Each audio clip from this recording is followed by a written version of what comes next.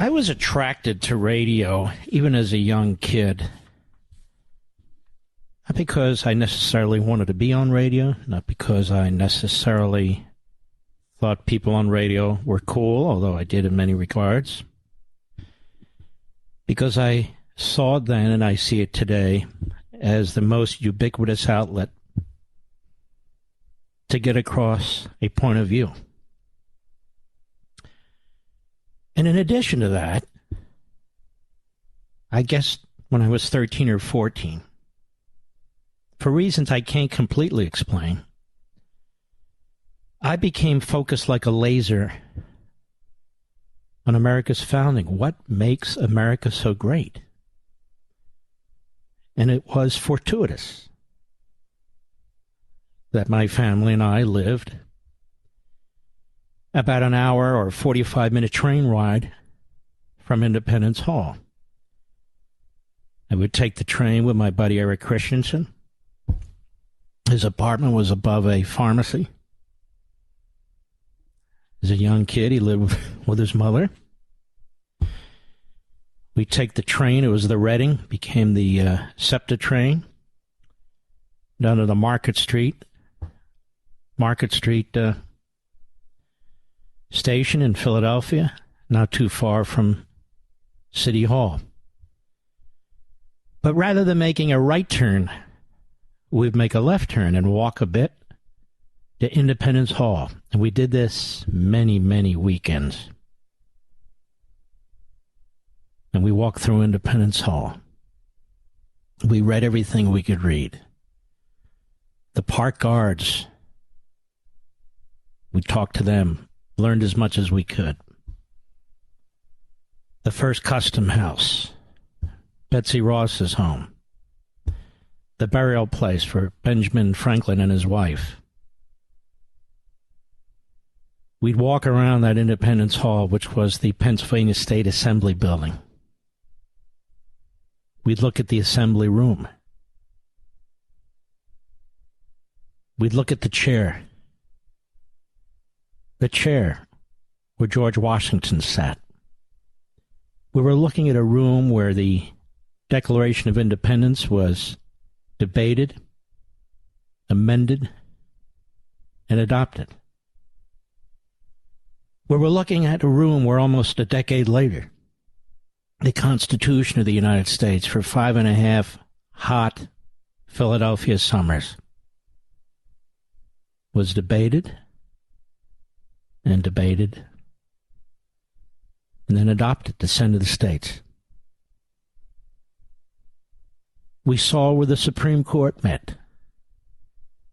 Really a little room, probably the size of a den or a family room at first.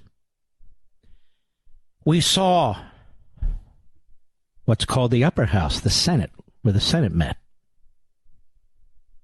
The lower house, on the first level, the lower level where the House met. That's why one's called the upper house and one's called the lower house. We saw Abraham Lincoln on the front, on the sidewalk, gave his speech in Independence Hall, where John Kennedy gave his speech, where Woodrow Wilson gave his speech, where Coolidge gave his speech rejecting what Woodrow Wilson had said.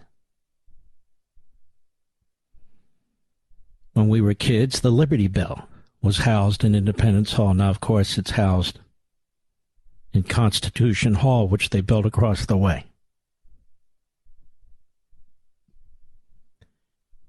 This is in my blood, as it is in your bloodstream. This had never happened in the course of humanity. And I dare say it'll never happen again. This building, this place, where our founding document and our governing documents were debated and adopted. The creation of the most successful human experiment in the history of mankind. In the history of mankind. What a fantastic America. greater than Athens, greater than Rome, greater than anything that came before, standing on the shoulders of Athens and Rome, and in many ways the British Parliament. The men who gathered there for the Declaration and the Constitution were very, very brave men.